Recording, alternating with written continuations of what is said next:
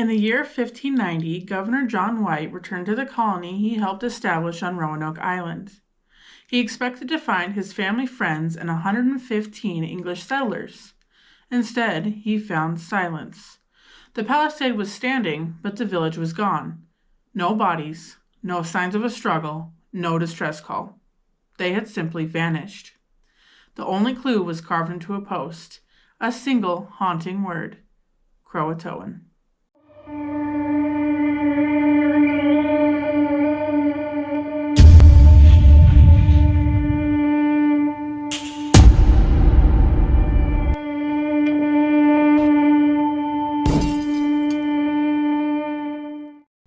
Welcome back, or if you're new here, welcome to Hidden by Night. We cover all the things that live in the dark, so settle in, grab your snacks, and make sure to have your flashlight ready. Sorry for my small hiatus, the holidays sure do get crazy, but I am back and I will be uploading 2 to 3 times a week, so stay tuned for future videos. In today's video, we are deep diving the story of the Lost Colony, America's oldest cold case. For over 4 centuries, the disappearance of these people, including the first English-born child in the New World, has been one of the most compelling and frustrating mysteries in history. To understand the fate of the Roanoke settlers, we must first understand the world they lived in. It was the late 16th century, the age of exploration, and the global stage was dominated by a bitter rivalry between 2 superpowers, Catholic Spain and Protestant England. Spain, rich from its vast gold and silver mines in South and Central America, controlled the trade routes. England, under Queen Elizabeth I, was eager to break that monopoly. The New World wasn't just a place for new resources, it was a military necessity. A colony in North America could serve as a privateering base, a forwarding operation station for English ships to intercept Spanish treasure galleons. England needed a foothold, a place to plant that flag and declare, "This land is ours." The driving force behind this venture was an ambitious courtier, soldier, and favorite of the Queen, Sir Walter Raleigh.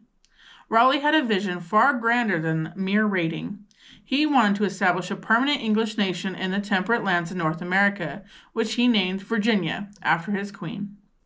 In 1584, Raleigh secured a royal patent, giving him the right to claim any non-Christian lands for England. He didn't sail himself, he was too valuable to the Queen, but he bankrolled the mission. Raleigh was risking his fortune on a dream to rival the Spanish, find new resources, and expand the British Empire. The first step in that dream was a reconnaissance mission to the region we now call the Outer Banks of North Carolina, and that's where the story of Roanoke truly begins. In 1584, Raleigh sent his first team, led by Captain Philip Amades and Arthur Barlow. Their mission was straightforward: find a suitable harbor and report on the local people and resources. They landed safely near Roanoke Island. Barlow's written report back to England was overwhelmingly positive, describing the land as fruitful and pleasant, and the Native Americans as most gentle, loving, and faithful. Crucially, the English established contact with 2 key Native American figures, Wanchese and Manteo. Manteo, from the friendly Croatoan tribe, quickly forged a trust with the newcomers. Wanchese, from the more powerful Socotan tribe, remained deeply suspicious of the English motives. These 2 men would become living symbols of the divided indigenous response to colonization. After a 6-week stay, Amades and Barlow sailed back to England, taking Manteo and Wanchese with them to serve as cultural ambassadors. Raleigh presented them to the Queen, cementing the belief that colonization would be easy and profitable. Based on the optimistic 1584 report, Raleigh prepared for the first true English presence. In 1585, a large expedition of over 100 soldiers and scientists arrived. This was not a settlement of families, it was a military outpost. The fleet was commanded by Sir Richard Grenville, a cousin of Raleigh, but the actual governor of the colony was Ralph Lane, a professional soldier. The tension was immediate. Grenville, known for his hot temper, lost supplies when one of his ships ran aground. They established their fort on the north end of Roanoke Island. The settlers, mostly soldiers, were less interested in farming and survival than they were in finding gold and mapping the region. They quickly became dependent on the local Native Americans for food. The dependency was the critical failure. The goodwill established in 1584 rapidly evaporated.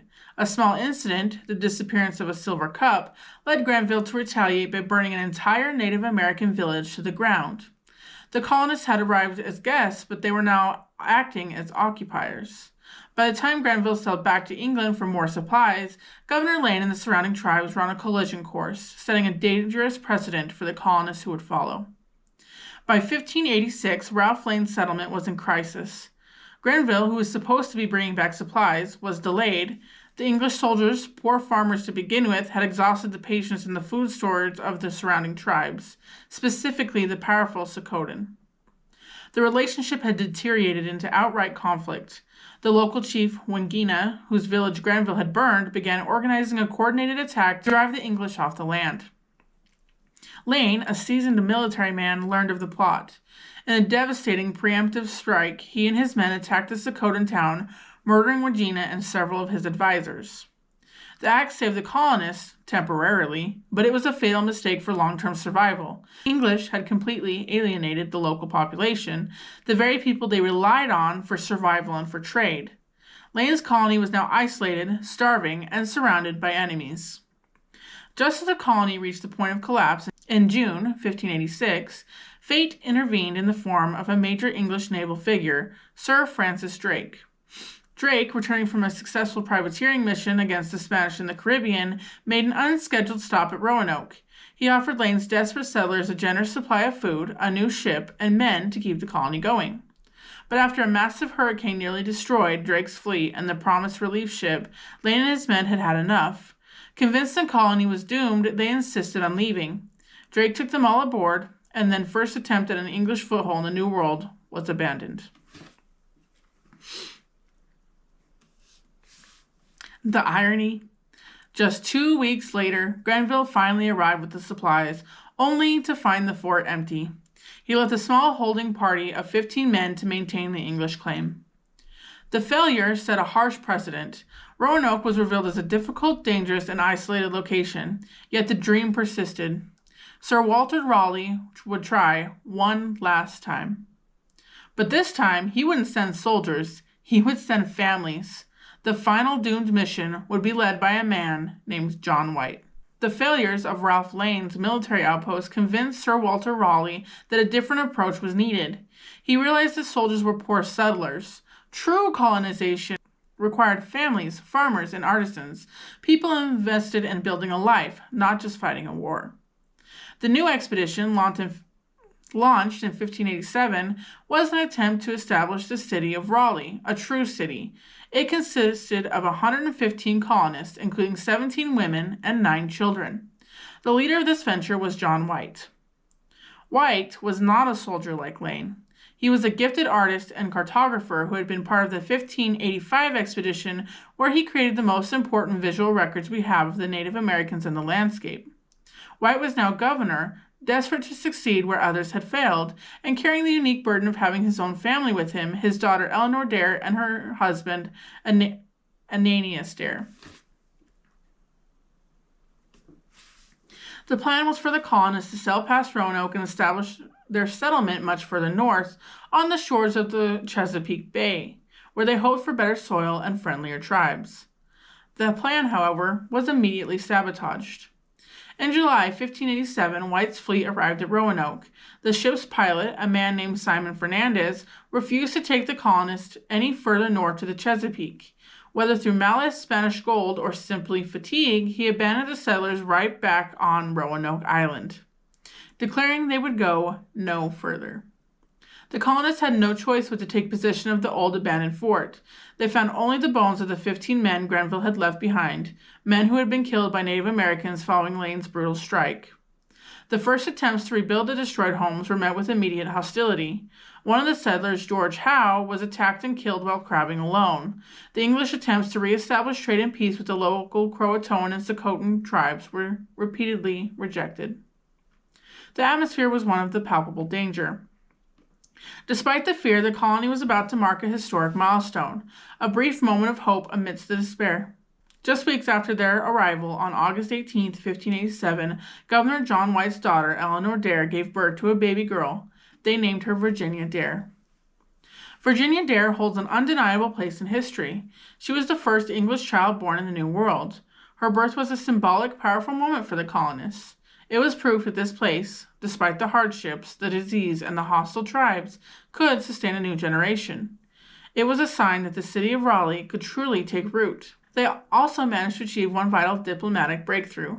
Manteo, the friendly Native American who had traveled to England, was baptized as a Christian and given the title of Lord of Roanoke.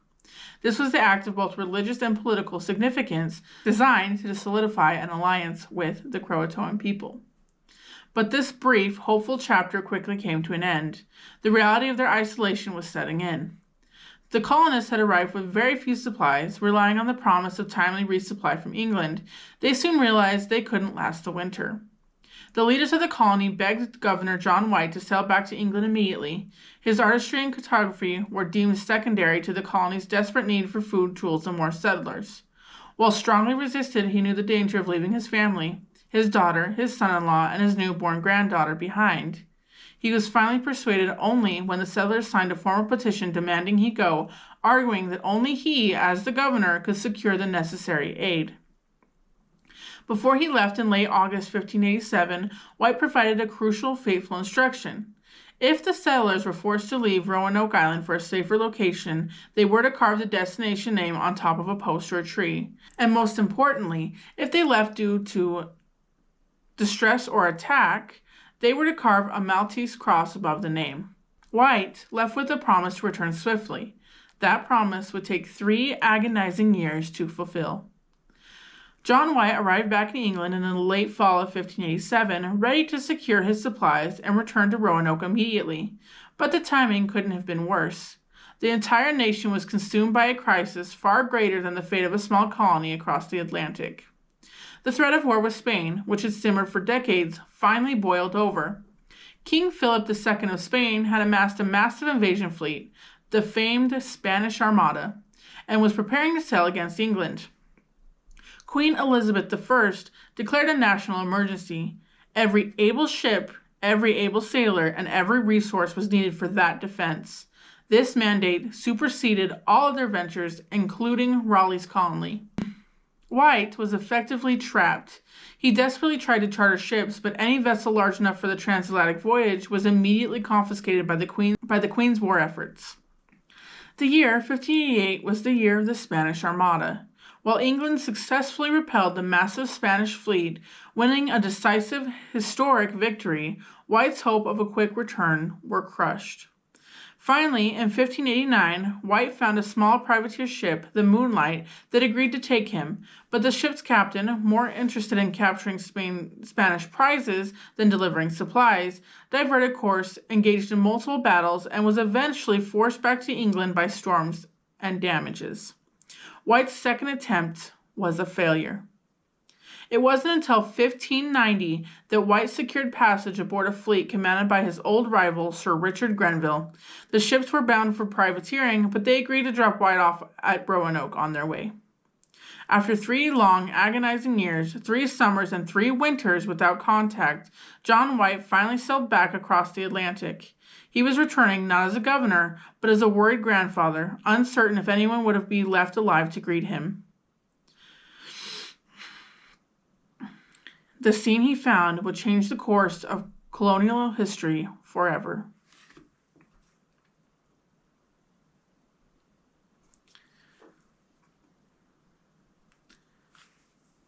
It was the 18th of August, 1590, exactly 3 years to the day since his granddaughter Virginia Dare had been born. John White had finally returned. The voyage had been turbulent, and by the time his ship anchored off the north end of Roanoke Island, it was late in the evening, too dark and dangerous to land. White and his men tried signaling the shore, playing familiar English tunes and sounding a trumpet, hoping to hear a reply. They heard only the cry of birds and the crashing of the waves. The next morning, White and his landing party rowed ashore. The anticipation and dread must have been overwhelming. What they found was not a scene of battle or celebration, but something far more unsettling. The settlers were gone. The settlement was completely empty. The palisade, the defensive wooden fence that Lane's colony had built, was still standing, but the interior was stripped bare. The houses had been carefully dismantled, not violently destroyed. While later described to finding chests that had been ransacked and a few scattered items, including books with pages torn out. Crucially, there were no signs of a struggle. No broken weapons, no bloodstains, no hastily dug graves, no bodies. It was as if 115 people had simply walked away, taking their possessions with them. The scene did not suggest a massacre by a hostile force. It suggested a planned move. White knew his instructions had been simple. If they moved, leave a name. Desperately, he searched for the designated signpost, and soon they found the first clue that would immortalize the mystery. John White and his men searched the site relentlessly, looking for the post where White had instructed him to carve their destination. Near the entrance to the abandoned fort, they found it. Carved into one of the principal posts of the palisade in clear capital letters was a single word, Croatoan. This was the name of a nearby island, home to Manteo and his friendly tribe, the only Native Americans the colonists had successfully maintained an alliance with. For White, this was an enormous relief. The word suggested that the colonists had survived and had moved south to live with their allies. The crucial detail was the Maltese cross. White's prearranged instructions stated that if the settlers left due to distress, violence, or famine, if they were forced out, they must carve a Maltese cross above the destination. The cross was absent. To John White, the message was clear. They had left Roanoke peacefully on their own terms, and they were now living safely on Croatoan Island. He concluded they were simply waiting for him there. The search party also found the letters C, R, and O carved high up on a nearby tree. This was likely the beginning of the full word, perhaps started hastily or obscured by overgrowth.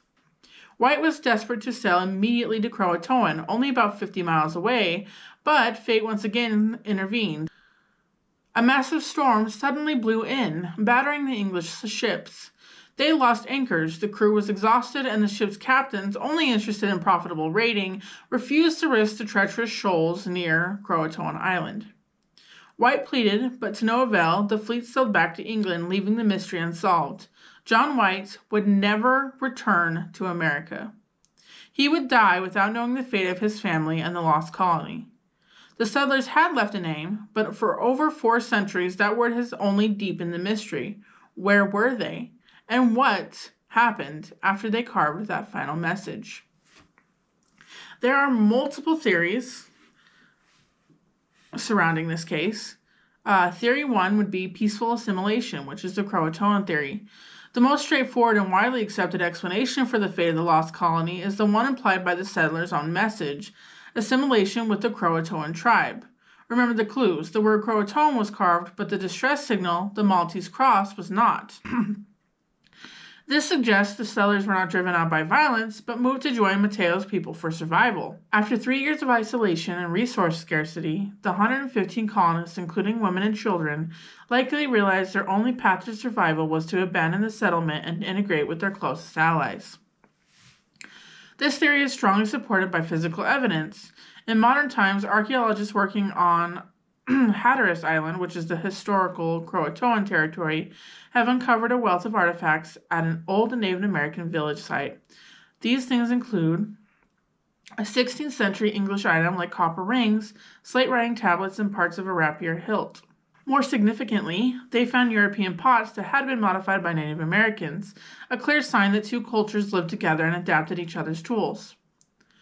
Furthermore, later reports from the Jamestown colonists in the early 1600s mentioned groups of white people or people who spoke our tongue living inland among various tribes, including the Tuscarora and Lombard people. These later tribes often had physical characteristics described as unusual for their people, such as lighter hair or eyes. The assimilation theory suggests the colony didn't disappear, it simply dispersed.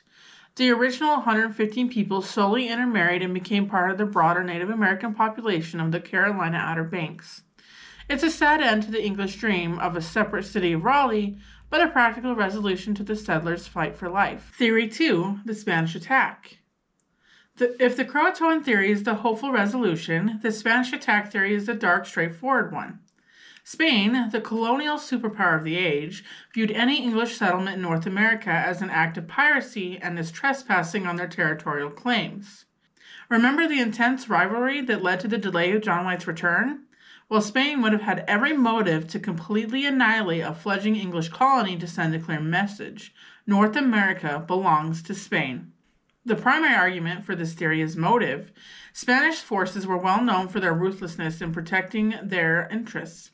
It is entirely plausible that a Spanish ship or even a small punitive force patrolling the coastline found the vulnerable English settlement and destroyed it. The colonists would have stood no chance against trained Spanish infantry. However, this theory faces significant historical hurdles. There was no record of battle. As John White discovered, there was no evidence of a fight. A military attack by the Spanish would likely have left behind bodies, burn marks, and scattered broken tools.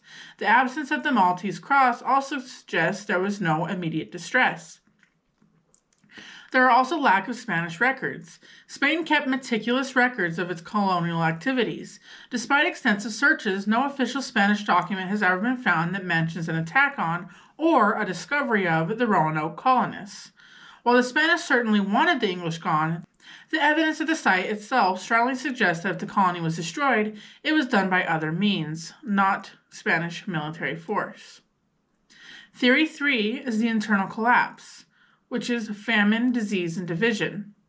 The third major theory is perhaps the least dramatic, but the most tragic: internal collapse. The Roanoke settlers were doomed from the moment John White sailed away. They were left on a difficult, resource-poor island without immediate farming success and surrounded by hostile tribes.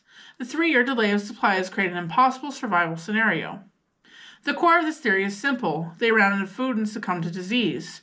The winter of 1587 to 1588 would have been brutal. Without a successful harvest and with native trade cut off by the hostility generated by Ralph Lane's previous colony, starvation and scurvy would have set in quickly.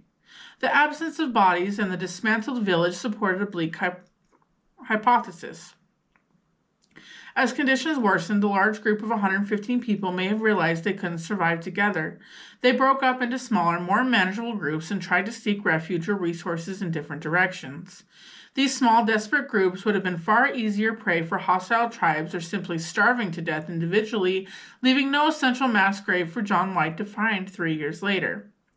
Another possibility is internal division. The colonists were not a single unified community. They were families, individuals, servants, under the immense stress of isolation and famine. Disagreements over leadership, resource allocation, and who should leave with the first group could have easily led to a fracture. The Croatoan message might have been left by only the first group to successfully escape to the south, while other splinter groups tried to move north towards the Chesapeake or simply died where they stood. This theory transforms the colony from a unified vanished whole into a collection of doomed, desperate small parties, slowly extinguished by the very land they tried to conquer. Theory 4 is Site X and the Chesapeake Bay. This major theory returns to John White's initial failed plan to settle in the Chesapeake Bay. This theory suggests the settlers did exactly what they were supposed to do, but White simply looked in the wrong place. During the 1587 voyage, the pilot Simon Fernandez forcefully dropped the colonists at Roanoke Island instead of the Chesapeake. But what if the settlers immediately realized their danger, used the first opportunity to correct this disastrous error? The theory is bolstered by the 21st century study of John White's original maps. On one of his maps of the Virginia and Carolina coastline, there is a small patch of paper pasted over a specific spot about 50 miles inland from the Outer Banks near the modern town of Edenton, North Carolina. Scholars believe this patch was deliberately placed to conceal a fortification symbol, a structure John White knew about but wanted to hide from England's enemies, particularly the Spanish.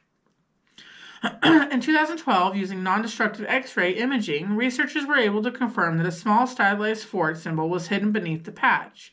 This location, nicknamed Site X, falls squarely within the territory of the powerful Tuscarora and Roanoke tribes, and aligns with later Jamestown reports of European-style buildings inland.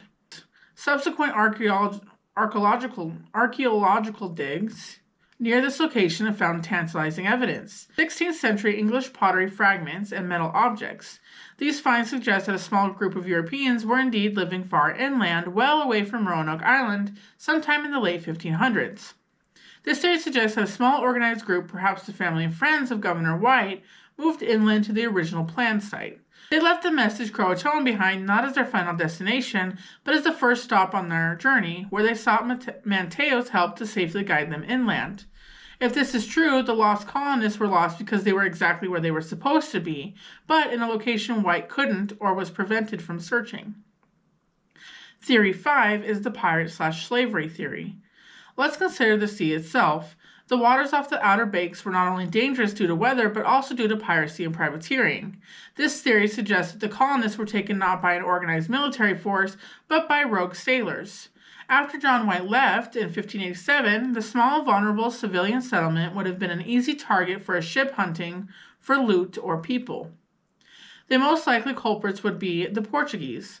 Portugal was a rival of Spain and sometimes an uneasy ally of England. A Portuguese privateer might have kidnapped the settlers, viewing them as valuable assets to be sold as slaves in the Caribbean or the South American colonies, or simply ransomed back to England. This theory explains the lack of a struggle. The raiders would have come swiftly, overwhelming the non-military settlers and destroying the physical evidence to prevent a pursuit. It explains the missing people, but relies on the notion that the settlers either didn't have time to carve the Maltese cross or that the raiders erased it altogether. Theory 6, the famine and cannibalism theory. The darkest theory centers on famine and internal collapse. While we discuss starvation leading to dispersion, this version posits a more horrifying final chapter, cannibalism. It's a taboo subject, but the reality is that the settlers faced a winter of unimaginable hardship. If a large portion of the colonists succumbed to disease and famine and the survivors were too weak to bury the dead, the remaining few might have resorted to desperate measures. This theory offers a chilling reason for the complete lack of bodies and graves. The remains were simply not there to be found, due to human or animal consumption. Furthermore, the act of cannibalism itself could have been the catalyst for the entire group to split. A small, horrified remnant may have abandoned the settlement, choosing to risk the wilderness over staying with those who committed the act. While there is no direct archaeological evidence to support this at Roanoke, it remains a morbid possibility that shadows the story, a testament to the extreme lengths humanity will go to survive when completely cut off from civilization. Theory 7, the Bermuda Triangle theory. While the lost colony is technically located over 600 miles northwest of the traditional boundaries of the Bermuda Triangle, the theory that they were swallowed by some unnatural phenomena has persisted for decades. This idea is less a historical theory and more a mythological convergence, the joining of two great unexplained disappearances. The core argument is a treacherous coastline. The foundation of this theory is the notoriously dangerous nature of the North Carolina coast itself. The Outer Banks area is often nicknamed the graveyard of the Atlantic. It is a region defined by treacherous shoals. The shifting sandbars and shallow waters make navigation deadly, even today. The Gulf Stream. The warm, fast-moving currents cause sudden, violent weather changes. And the hurricanes. As we saw with Sir Francis Drake's fleet, powerful hurricanes frequently batter the coast. The theory posits that the entire colony, people, houses, and perhaps even a ship or two, was destroyed and swept away by a single catastrophic storm, a natural event of almost supernatural intensity. Theory 8, the paranormal leap. The leap to the Bermuda Triangle requires conflating the Outer Banks' treacherous reputation with the more fantastical elements of the Triangle legend itself, such as a time warp or vortex. Some versions suggest that a localized magnet or spatial anomaly, a time warp or electric fog, opened up and literally sucked the entire settlement into another dimension. This neatly explains the complete lack of physical evidence, as the people and objects were transported away entirely. Or Atlantis or UFOs. Other sensational theories borrow directly from classic triangle lore, claiming the disappearance was caused by energy emissions from the mythical sunken city of Atlantis, or the interference of extraterrestrial forces, or UFOs. In this scenario, the Roanoke settlers were either experimented on or deliberately removed from the planet for unknown reasons. Roanoke became a cautionary tale for the next English attempt at colonization in Jamestown 2 decades later. They learned a harsh lesson. Do not rely on a distant homeland, and do not immediately antagonize the people you must rely on to survive. 4 centuries later, the word carved into that post remains, a monument not to success, but to the enduring question of what became of the 115 souls, including John White's own granddaughter, Virginia Dare. The lost colony is a mirror to our own curiosity, forcing us to imagine the final desperate days of those first English Americans. But the conversation has just began. The mystery can also be yours to solve. What do you think happened to the Roanoke Colony? Leave your thoughts, theories, and lore in the comments below, or drop a comment if there's a case, cryptid, or unexplained phenomena that keeps you up at night, and it might just be featured in our next deep dive. If you haven't already, make sure to like the video, subscribe if you enjoy the dark, the scary, and the unexplained, hit that bell icon so you never miss a new video. Videos drop 2 to 3 times a week. Thank you for venturing into the dark with me. The world is full of things we cannot explain, but together we can keep looking for answers. Until next time, my fellow spooky lovers, and remember, the truth is often hidden by night. Bye.